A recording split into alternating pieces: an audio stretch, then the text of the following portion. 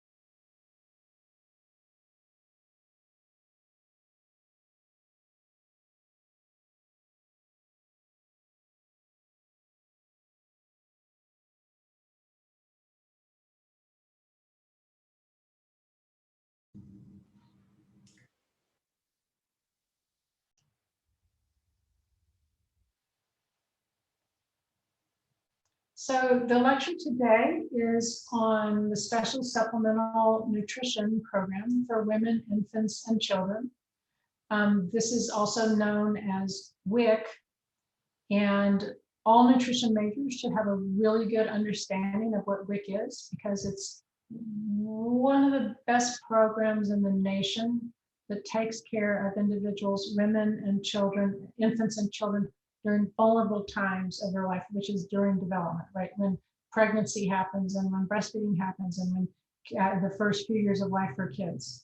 And so because we don't have a very good safety net based on state legislation, this is a nationally funded program that the states manage.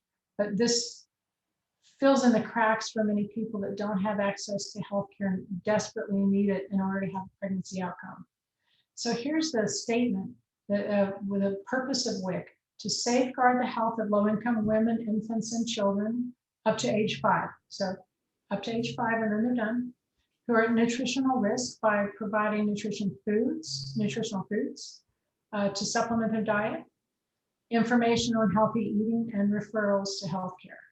So I have to preface this statement or this presentation by my personal passion and interest with WIC.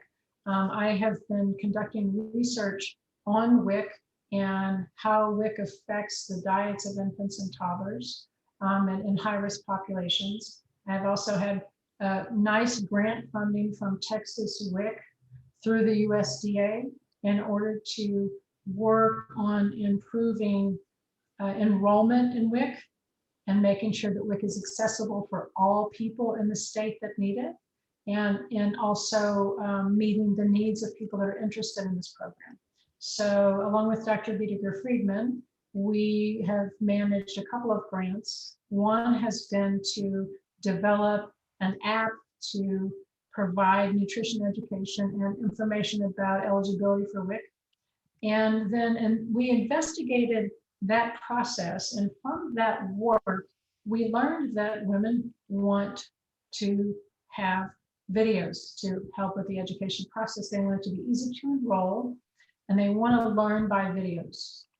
So fast forward now, the grant for the next year is given to Texas state researchers to develop video and other information for education WIC women across the state. So I'm pretty happy with this work and proud of this work, and I feel like it's important and cool. The other thing that we're doing now is we're doing this right now is we have a grant to develop a chatbot for WIC. It's a Texas WIC chatbot. And what this chatbot does is, you've done chatbots, right? You've gone to a site to maybe to buy, am I going to buy this, or I want this, am I interested in this product? And then there'll be a little bubble that shows up, or a chatbot or something that says, you want to ask me questions? And so in many cases, when you can type in a question, and in many cases that's a piece of technology, it's not actually a person on the other side, it's programmed to answer questions. So that's what we've been developing for the past 3 years, is a chatbot for the state of Texas for people interested in enrolling in WIC. And so what it does, we've developed all the dialogue for it, and we've been testing it, and we've tested it with potential clients and with existing clients. We work with all the people across the state in order to find out how to develop the chatbot to the best of our ability so that it's smooth, it meets the needs of potential clients, and helps them enroll. The reason that this is so important, and I'll talk about this in a minute, but WIC has changed the world. It started in the early 1970s. Until that time, there weren't resources for women and children during these developmental stages, but we were able, the US was able to develop this program, and we keep funding it and keep supporting it. And what happens is it's changed outcomes, birth outcomes, and potential outcomes for kids that are born into poverty, all right, or born to women at nutritional risk. So it's a great program. Many of our students who don't become dietitians end up working in WIC clinics, and some who do become dietitians also do that. We have one of our graduates from our graduate program who's now working at the state WIC office, and we've had others that have run through there as well. So it's a great career opportunity, and I love it because it changes the world. And that's because we don't have the infrastructure to help everybody otherwise. Now, a critical thing is enrollment's gone down over the past few years. And that's scary. It makes a difference. We know it helps outcomes, it helps women, it helps children. But enrollment's gone down. There's a variety of reasons for that we've been looking into. Some of it has to do with how hard is it to sign up for WIC? What are the barriers? Do I have to go somewhere? Can I do it online? And so we're addressing all of those things in our work. So I'm a lover of WIC, as I tell Texas WIC whenever we have our weekly meetings. I'm amazed at the work that they do. And this is a program that's funded federally, managed by the states, and also by tribal organizations. The only thing I will say is we all, yeah, no, I'm gonna stop there. Okay, so you know what WIC is? Okay, so history, federally funded, piloted in 1972, became permanent in 1974. The purpose, improve health of individuals at nutritional risk during times of critical development, right? You know what that is. What does WIC do? It provides vouchers for healthy food. So people can go and get all the items which we're going to talk about. They're healthful items. Health screening, such as iron, they look for iron deficiency, you do fingerprint tests. Remember how important iron deficiency is. This is a way to catch it and help mitigate the problems if people have early health care. Breastfeeding support, there's a peer education program in many places across the country where people that have participated with have successfully breastfed and help their peers, which is one of the most important ways to change people's lives, right? And to help people get through the issues with breastfeeding is to have somebody like you that says, look, I felt that too, and here's what I learned. So we all need the brainiacs and the healthcare providers, but we oftentimes need our people. If you think about that, we used to, in society before all this internet stuff happened, maybe before you guys were born, we had more social networks that were in person, right? And people like to learn from each other. And now we're all isolated and we get our information, for better, for worse, and mostly for worse, from the internet. And if you're lucky and you're becoming educated in science, then you also learn how to look up evidence-based information. But it's confusing for people. How do I breastfeed? How important is it? How do I get it done? And that peer educators can change the world. So that's a part of WIC too. We also provide nutrition education, which is what the next phase of our grant work is to do, is to provide education for WIC participants in the state. And that's been a dream of mine for 10 years. And they also get immunization and screening. So enrollment in 2019, this hasn't changed that much. 6.4 million in the US, and in Texas, more than 500,000, maybe 750,000. This is a decline. A few years ago, it was 1 million. So that's our concern. We know there are people out there that aren't getting the benefits. Look at the bottom statement that more than 50% of infants in the US participate in WIC. Think about that. Every year, before the pandemic, about 4 million babies are born in the United States every year. Now it's gone down a little bit. About 4 million, so 2 million participate in WIC. WIC services can change the world. They can change the health outlook of kids, so it's really important. It's also a negative statement in that we don't have an infrastructure to provide healthcare for people. And this is a critical fill in the gap situation. Okay, how important is it? WIC provides assistance to a lot of people, health during critical times, foods that they may not be able to have otherwise, less breastfeeding, potential to build healthy food preferences because the foods for infants and toddlers are healthful. And once they eat those more healthful foods, they're more likely to want them and accept them later, and improves the health of the entire nation. So who's eligible? Now I have these red categories, and this is, I want to explain them, but this is really, I want you to have a general view. So categorically, it's for women that are pregnant after a postpartum up to 6 months, and if they're breastfeeding up to a year. So if women are breastfeeding, they can get benefits, including the foods offered for a full year. Okay, so this helps her nutrition and the nutrition of the child. Infants up to the first birthday and children up to the 5th. Once they're 5, we're done. Okay, so WIC is no longer service. So these are the categories. And residential, they have to live, you know, you can't apply to join WIC in New Jersey. If you're here, you need to go to your local WIC clinic. So wherever you are in the United States, that's where you go. There's an income cutoff, no more than 185% of poverty. I have the next slide, I'll show you what that means, but that sounds like a lot of money. It's not very much money. Our poverty levels are insane in the United States. And if they've already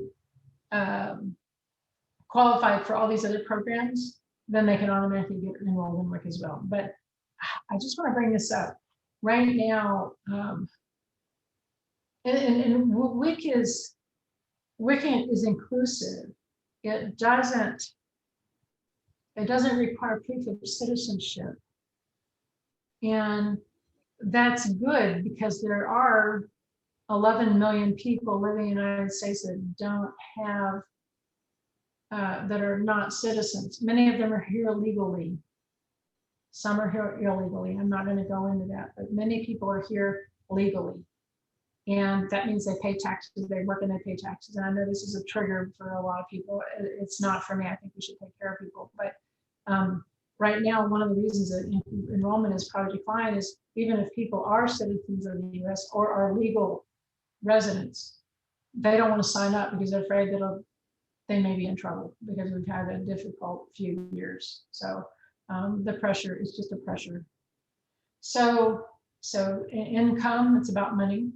And then nutritional risk. So this is a general concept. There can be medical or a dietary-based condition, you know, underweight, anemia, past history, or they may not have a good diet, and so on. So it's kind of easy if you meet the income criteria and these other. It's fairly easy to qualify for WIC. So what do I mean by income guidelines? These are 2019. Again, I update these every couple of years. This is fine. It's about the same. So what is a cutoff for 185% poverty? So for a family of 4,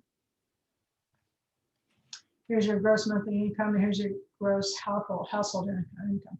Gross. Okay. So this is before money's taken out, right? For Medicare, Social Security, all the things that we take things out of. So this number doesn't work in many cities. This is not enough money to support a family of 4. If you think about what families need to do, they may both, if there's 2 parents and they may both be working. If they have children, they've got to deal with childcare, they've got to deal with transportation, they've got to deal with icing. This may seem like a lot of money when you're in college still and you're living on whatever Band-Aid you guys live on, because I remember doing that too, like no new clothes, no new this, no new that, no car. But these are full-blown families that can't make ends meet because this is not enough money. So this is the cutoff for a family of 4. If they make less than or equal to this, then they qualify for WIC. But see, they can make 50,000 and then they don't qualify. So let's look at Austin, because I live here. Right now, the minimum wage, 7.25. So for 2 adults, if they're both working minimum wage full-time, they get 28,000 a year. Here's a cost of living in Austin is 52. Do y'all see the difference in these 2 numbers? Okay, this is what's wrong with minimum wage. And it's an argument that's going on across the nation right now. Everybody has an opinion about it, but our federally mandated minimum wage does not support families in many, many, many communities who work full time. These aren't people that people may think, oh, well, you're just not trying. These are people that are working full time. They're burning the candle at both ends. They're doing everything they can, and their wages are so low that they can't pull it through. And so that's an argument for a better minimum wage. But in the meantime, WIC is absolutely critical because without this, food's not available. Okay, so there's not enough. Just for fun, here's some typical annual salaries. Some of them are nice, depends on what kind of job you have. So there's some that provide more than that cutoff. And then there's some that provide quite a bit less. sales, related, administration, or admins at the university don't make enough money, and so on. So it depends on the types of jobs. These are jobs that are full-time jobs, annual salaries. Okay, so now we've set the stage for there's a need for WIC. You know how important nutrition is during pregnancy and during the early years, right? So you know that too. And we need to fill in the gap. That's what WIC does now. So this is a, you can go to texaswic.org and learn lots of things about WIC. So one of the benefits though is food packages, and the word food package is how they label it, but I mentioned earlier subsidies for foods. So there's, or not subsidies, but that, yeah, there's actual tickets they get or actual credit they get where they can go in and just pick up the items, right? They on a monthly basis, they're covered. So let's look and see what these food packages are. What do people get? Okay, if they're formula fed or formula fed, partially breastfed, or fully breastfed, 0 to 5 months. Remember, that's when you use just the liquid diet before complementary foods. Formula fed get enough formula. If they're partially breastfed, they get some, and if they're fully breastfed, they don't get any right now. They're breastfed. Okay, so this is a big dollar value. People that are formula feeding their kids, this is worth a couple thousand a year, maybe, depending on what's going on. So the amount of food, formula food provided depends on the age and the mother feeding. So this is formula, but now we look at the older kids. So this is 0 to 5 months before they're getting any food. This is when they still consume breast milk or formula, but they also get additional items from WIC.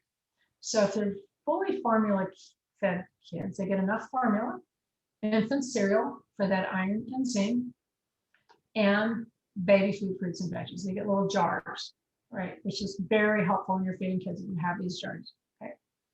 Partially breastfed kids get infant cereal and the same thing. Okay, they get some formula and they get the same type of stuff. Now, here's an incentive for mothers to breastfeed. Notice they didn't get formula up here. So if the infant's fully breastfed, the mom doesn't get formula or anything.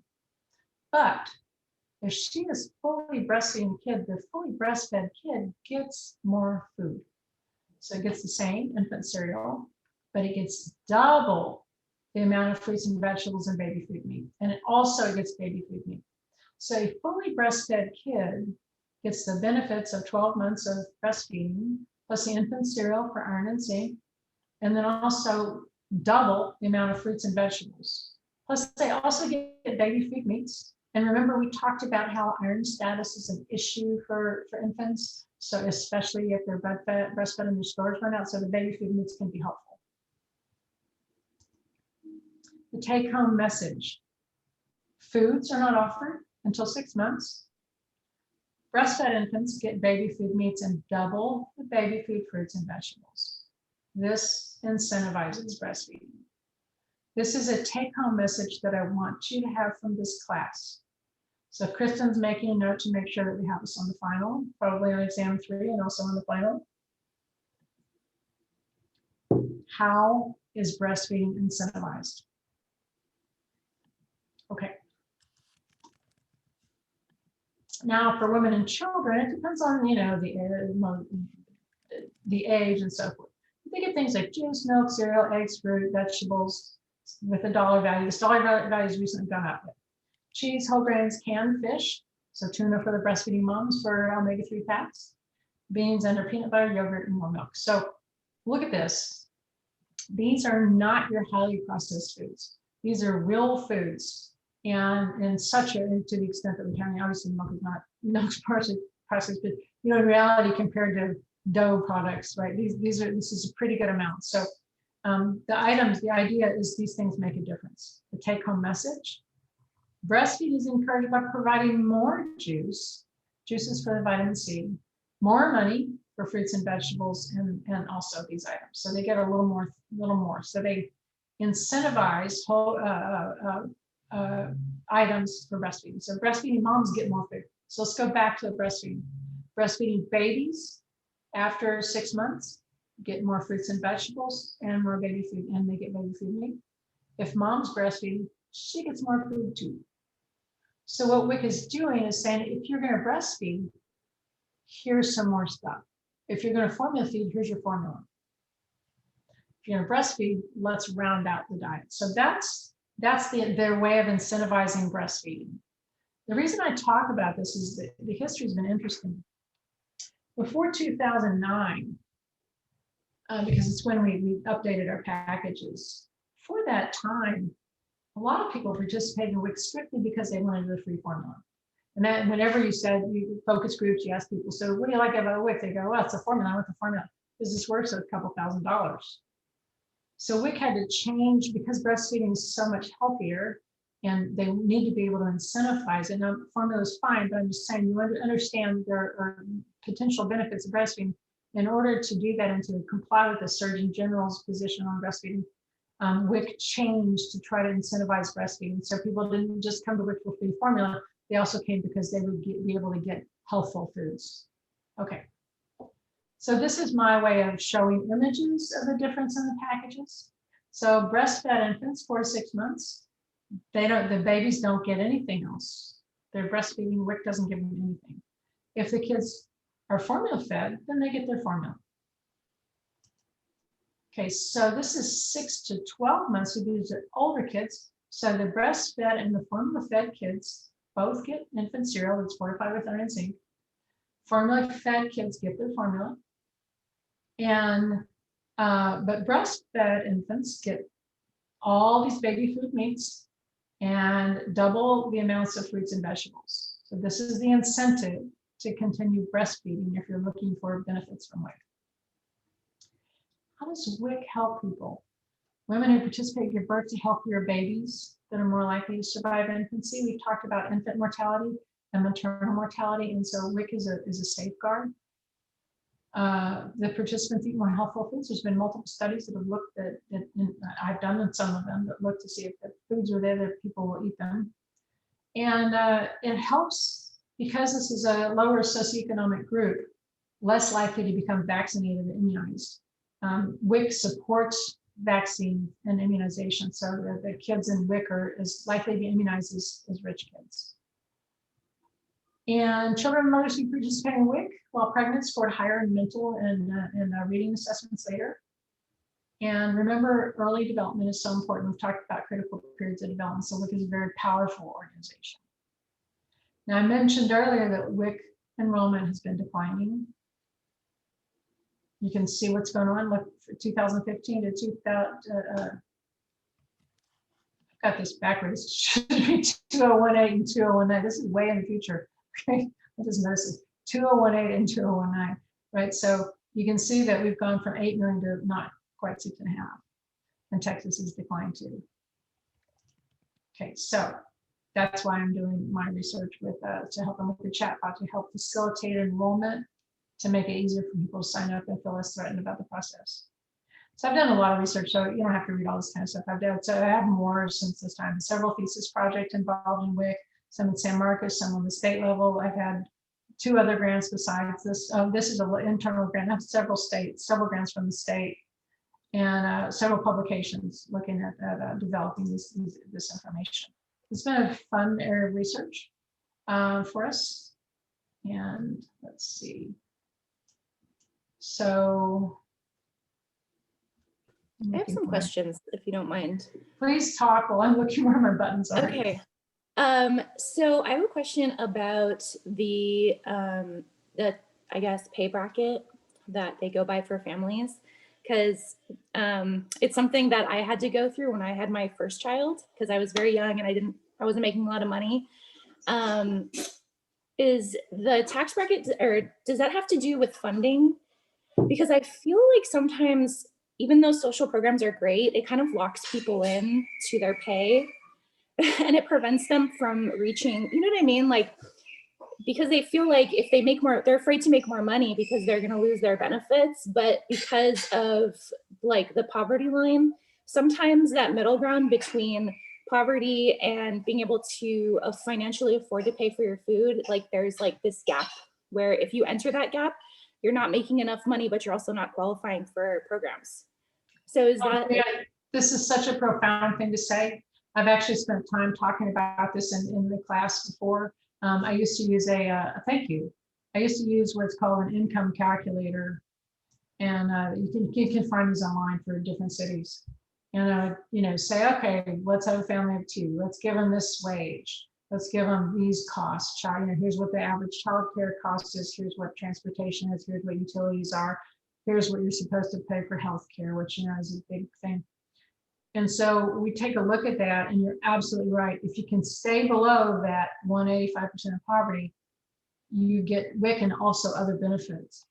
If you edge above that, you all of a sudden have less resources, fewer resources. You're absolutely right.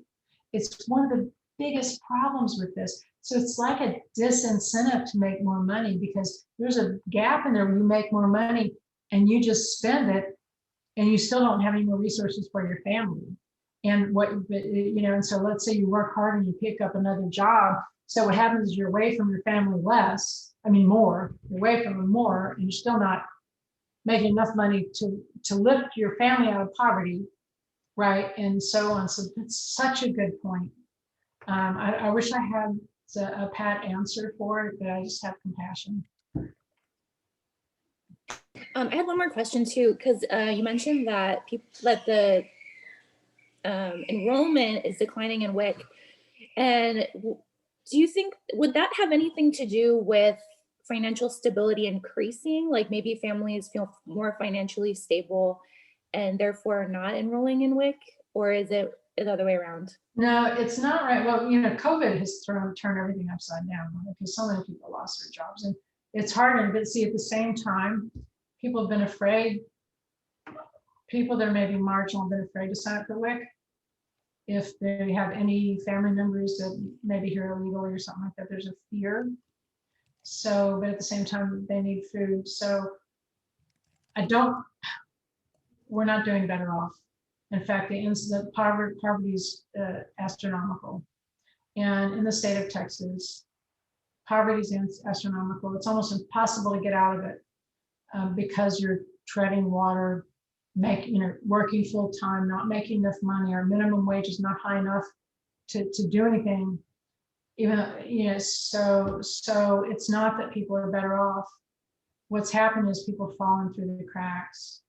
And the other thing about this, I mentioned this before, is we don't have well woman care in the state that meets the needs. So many women in vulnerable situations are just a mess, right? Their situation is very difficult. And I wish there was an answer to this. And the answer is policy, improving. And I think everybody would like to really provide for their family. Everybody would like to be able to make enough money in order to support their family and not need, government assistance. But we don't have a setup like that now because we don't provide enough assistance. So no, things aren't getting better. I think people are fearful. And also there are barriers for signing up based on transportation and lack of childcare, which is what our chatbot's trying to get at.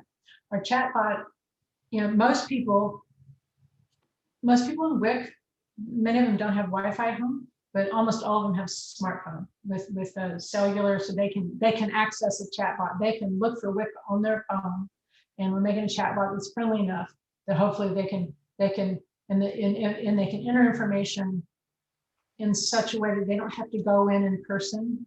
And because what would happen is people would show up with 3 kids at WIC, and you're trying to talk to somebody, you got 15 minutes, you're trying to sign up, and it's a mess, right? It's so hard, the barriers are getting. Who's got transportation? In order to qualify for WIC, you can't really have that many resources, and yet it requires resources to show up. So we're trying to bridge that so people can do it from home. But it's interesting and critical. Any other WIC thoughts?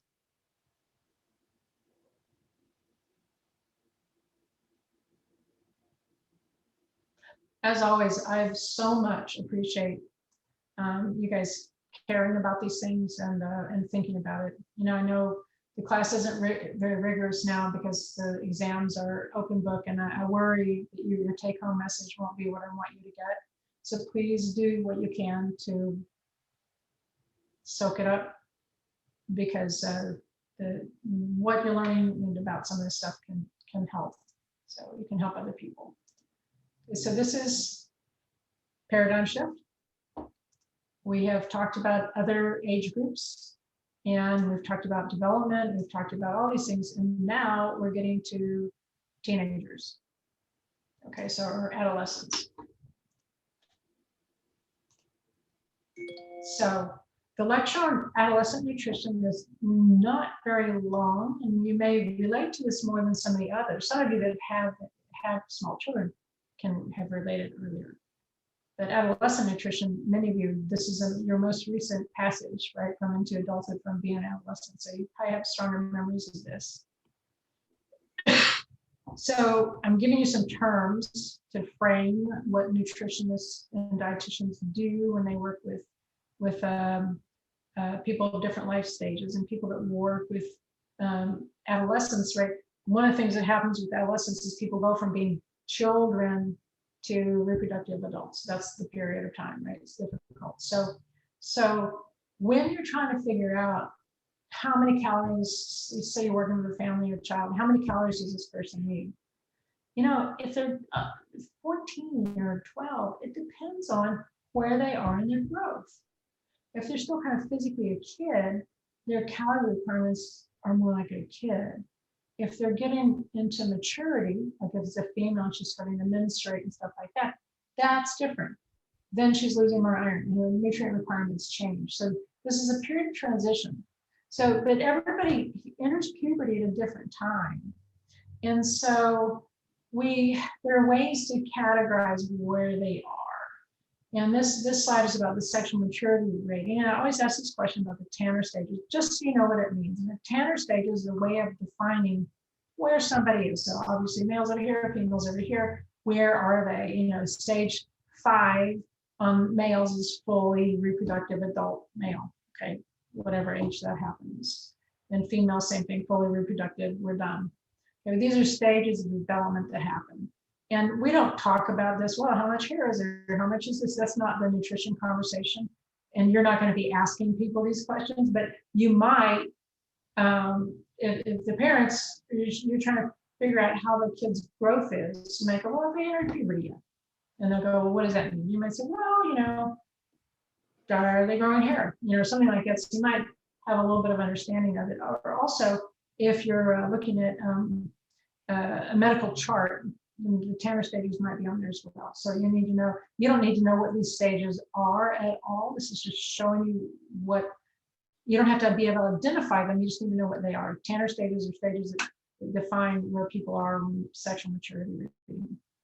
And we care because the nutritional requirements increase. So girls reach puberty, and here's the landmarks. They have what's called a peak height velocity, which means they're growing the most. During that time when they're growing a lot, they may grow as much as 3.5 inches per year for about 2 years. And growth stops are around, it's not a hard stop, but pretty much around age 16. And so typically you may be familiar with this in middle school and high school. Girls often get their height faster than boys. Right, girls in middle school often will, you know, I remember being 11 years old, I was 5'9", and it was just weird, like everybody else was shorter. I didn't grow anymore after that, but that, you know, you get girls get their height faster sometimes.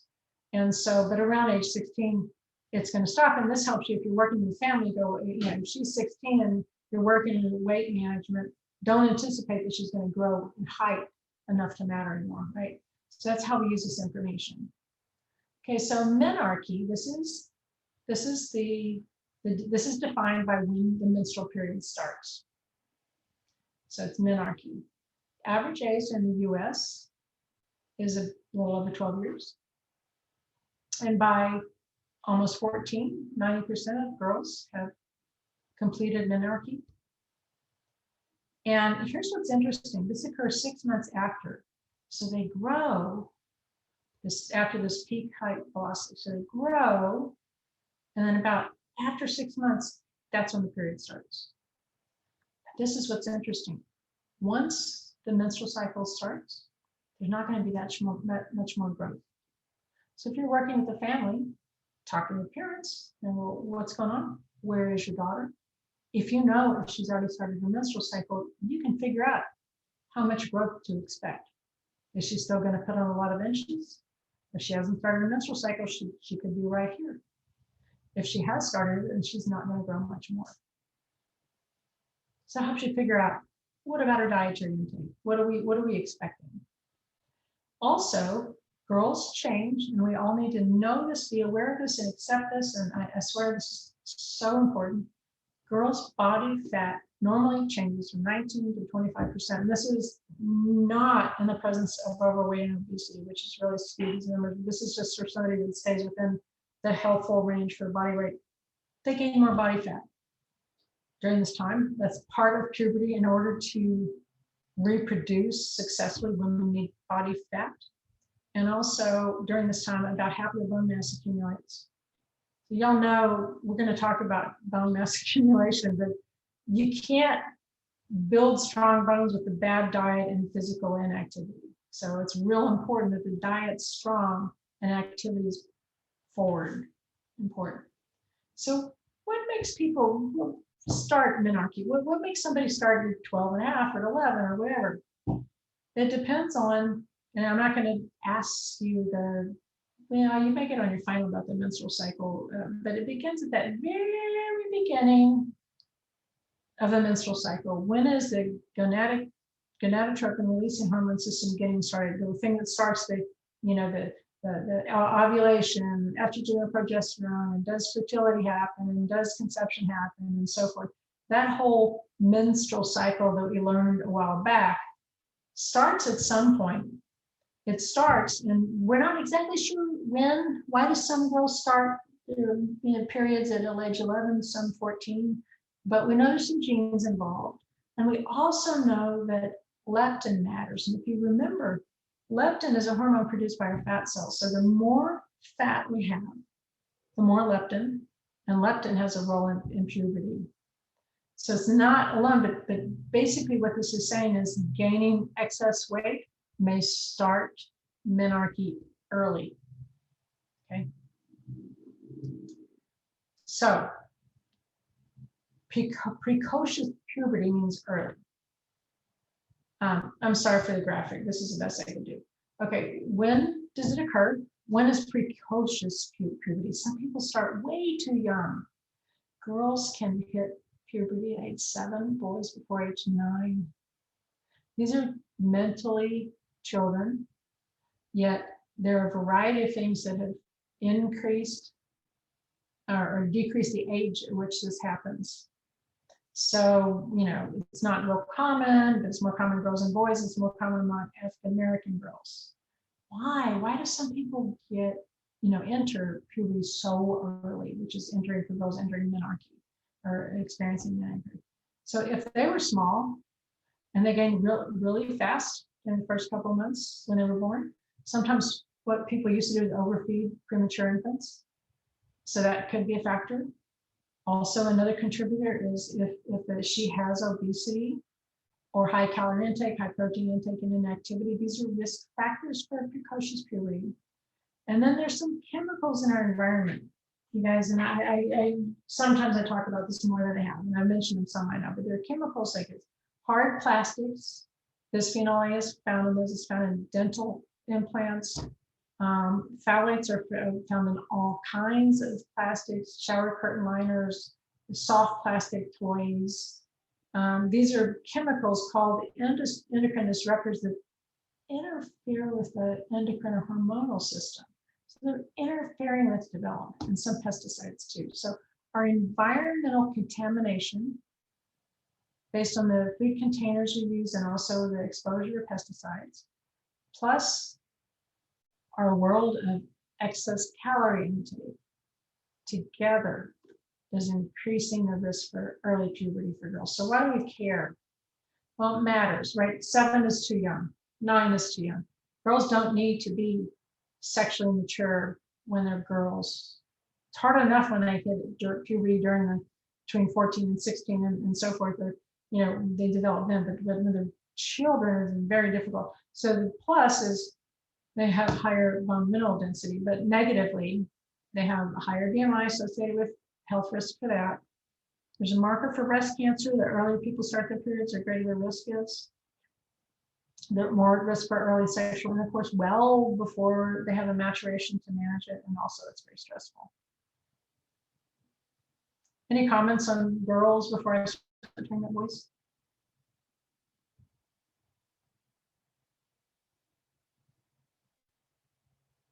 Okay, so boys, we have the same term peak height velocity.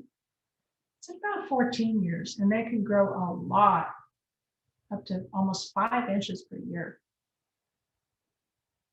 Instead of girls, when the growth ceased at around age 16, for boys, it's age 21. I've had college kids come in my class and go, I'm still growing, you know, because they're still growing. They're like 18, 19-year-old guys, and they're still growing. And usually it tops out around 21. And there's a lot of weight gain going on. And if this is a, you know, in the absence of being excessively sedentary, then this can be due to increase in muscle mass. And their body fat, in the absence of obesity, goes down. Okay, so it's normal maturation. Girls put on more fat, boys put on less fat. It's important that we accept this and we don't all try to be the same and be as lean as we think we should be. So what about nutrition? Okay, let's look at calories, females and males. Females need less. There are fiber calculations based on this, so they need less fiber, but they need more iron, and they need more iron because of menstruation. Now, these guys need iron because of growing muscle tissue, so the iron requirements are robust, but they're higher for females. Okay, and what's interesting, the zinc requirements aren't all that different, but many people don't get enough zinc. What about both of them? The protein calculation is right here. We just learned 46 grams per day. Fat, there was a range. Calcium, 1,300 milligrams. And notice actual calcium intake is 600, 800. So calcium intake can be really low in these age groups. And but folic acid is the same. Okay, let's dig into bones a little bit. So during this time of adolescence, as I mentioned earlier, about half of the peak bone mass accumulates. Now this is critical, you guys, because we can deposit and make bones stronger up until at the very latest age 30. So this teenage years are critical for building strong bones. Once you hit 30, you can do whatever and you're not going to increase your bone mineral density unless you take medication for it. So these are the bone building years, adolescence. And to build bones, you need good genetics and weight bearing exercise. Okay, this is a impact, right? Impact, when you impact and you put your weight on your bones, and what that does is it stimulates them to grow. Smoking alcohol can decrease bone mineral density, and many nutrients are involved and important. You know, calcium and vitamin D, learn this forever. These are found in milk. What you need enough protein, but what we'll highlight here is vitamin K. You might not think that vitamin K is all that useful for bone density.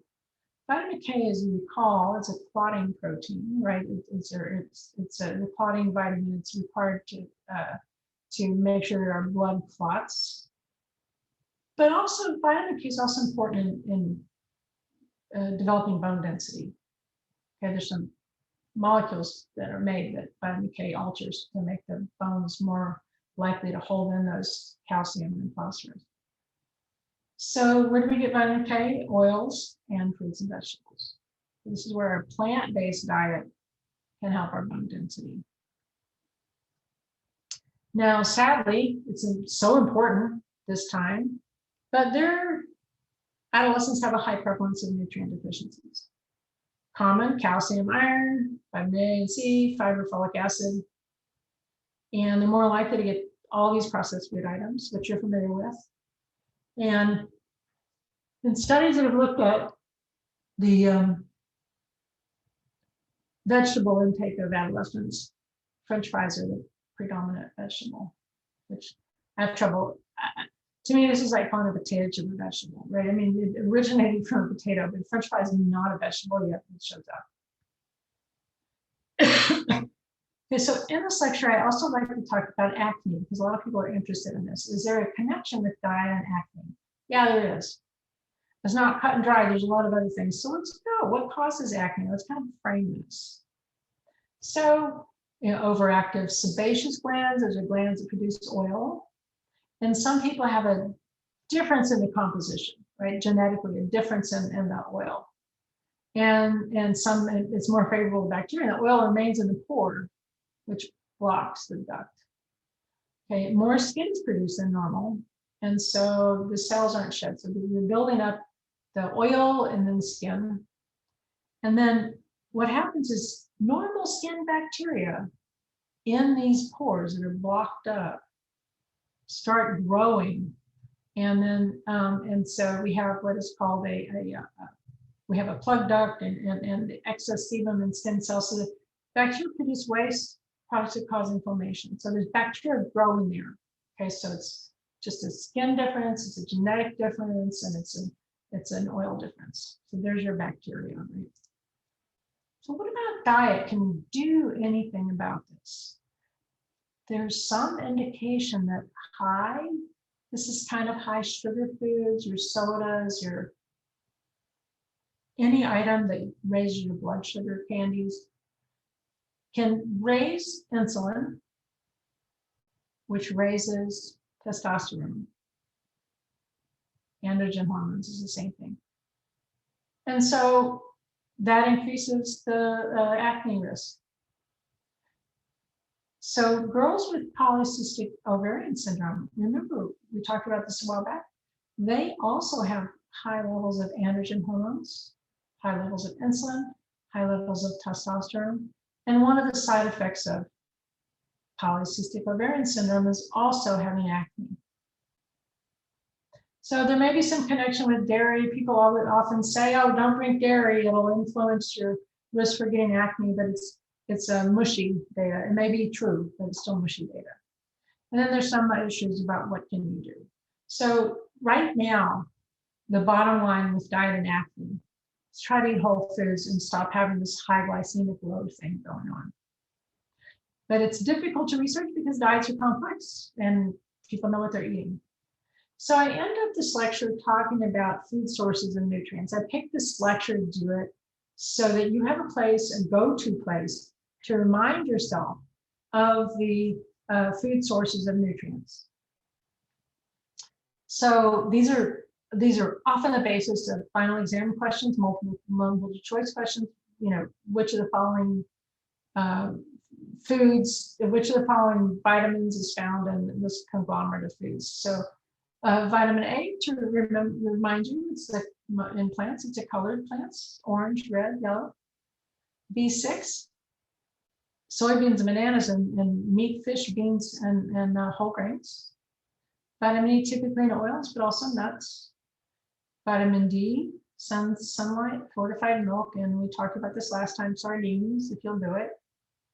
Vitamin C, your fresh fruit and vegetables are going to be good sources. And folic acid, we've talked about this before. So green leafy vegetables, beans, asparagus, oranges are good sources. So the other nutrients that I want to emphasize here are iron. We've talked about this before, so this is redundant. Fish, lean meats, green vegetables, iron fortified cereals, raisins, and nuts. Calcium and dairy products, we mentioned this last time, broccoli, bok choy, and kale. This is exactly what we talked about last time. Also sardines because of the bones, almonds, and salmon. Zinc is mostly found in meat products, although beans and whole grains have some. Magnesium, I always think of nuts and beans and grains. And fiber is probably easier for you to figure out than anything else. When you ever have a full skin cell component of plants and grains, you're going to have more fiber. Okay, so that's the end of the formal lecture on adolescence. And then the lecture that follows, it'll be next Tuesday, will be on eating disorders. And in that lecture, we're going to talk about how people get started with definitions of eating disorders, how people get started, what we can do to help, uh, help people with these eating disorders and address things like marketing and things like that that affect all of the kids. So are there any questions about the lecture for today? Anything about adolescence that you want to bring up? Do y'all remember being kids? It hasn't been that long, right? 5, 10 years, depending on where you are. 4, 3 years. What kind of exercises do you recommend, like weight bearing exercises for bone health, like for this age group? No, I love that. Thank you. So physical activity guidelines for Americans are pretty much what we want to do. So my professional answer is, get 150 minutes of moderate to extensive physical activity a week and do weight bearing exercise twice a year. That's a minimum. I'm twice a week, sorry. That's a minimum. I think people should stress their bones every day, and we've become such a sedentary group. Most of the risk for obesity and overweight happens around, too much food and then the fact that we sit around so much. And then my next answer to that is fun. Having something fun to do is a game changer, whether it's biking or, important things like pickleball or tennis or basketball or aerobics classes, or, some people really need that social input. They need to do things together. They're more likely to do it. Get a physical trainer if you have money, but also walk to places and ride your bike to places. But what we need to get away from is that an hour a day is enough. This is my opinion of the entire issue of healthy body weight and growth. An hour a day, a lot of people get up. I used to do this for years when my kids were little. I get up at 4, work for an hour and a half, and then go run, 3 or 4 miles. I ran 4 miles a day for like 30 years, right? So it was in my habit. Now, I don't think that was good for me in the long run because I didn't get enough sleep. But then the other thing is I would run, exercise for up to an hour, and then sit down at my desk all day and work, right? And you know what happens? You gain weight. So that action probably help with bone density, but it was difficult to maintain a healthy weight. What I needed to do is go for 2 more walks in a day, which is what I have been able to pull off at work in the past few years. And my colleagues do it. So, but look at your jobs. You go from adolescence to some kids have jobs, some don't do anything, and then you get into the early years. You guys, I'm sure a lot of you've been working, right? And you don't have much time for yourself to take care of your physical self, and that's probably one of the most critical things you should do. So any game they'll play, get into it, become a maniac about it, have fun with it, do it social, but do something. And weights, we need weights 3 days a week. That's what helps with the bone density, is walking. Swimming is a great exercise, but it doesn't stress the joints or the bones. Actually, the stressing is what really helps with bone density. It's like people that play tennis, they'll have more density in their tennis arm than they will in the other arm. Right. So that physical input things makes a difference. Does that answer it? Hello, yeah, that definitely answered it. I was just kind of wondering, like, as far as like weightlifting, like, is that a little too young still? You're just saying general sports? Okay. No, it's absolutely okay. I have to look at the ACSM guidelines on this, but so I don't have the. Let me give myself a lookup on this, so that I give you an accurate number. So I'm going with opinion on this, but I want to make sure I tell you what the guidelines are. We all need to use our muscles, but you're talking about formal weight training, and there can be too early of an age for kids where they're not ready for the type of stress that they undergo. So I need to look this up for you, okay, to be accurate. Okay, appreciate it. Yep, absolutely. Kristen's going to help me.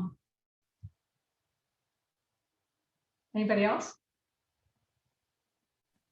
Yeah, just going off of that, I'm curious of that as well, because I remember seeing a video not too long ago of like I think it was about an 8-year-old boy, and he was being criticized online by a lot of parents. It was kind of back and forth on both ends of it, because he was weightlifting with his father, and he was pretty developed, like muscularly for a child. And yeah, so I'm interested on like the guidelines for that as well.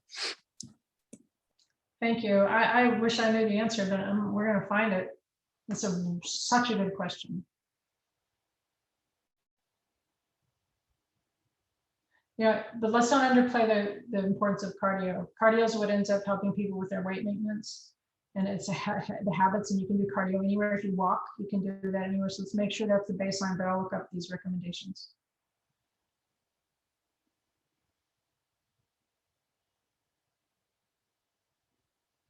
Okay, it's been great talking to you today. I'll get this lecture posted shortly, and we're done. Thank you so much.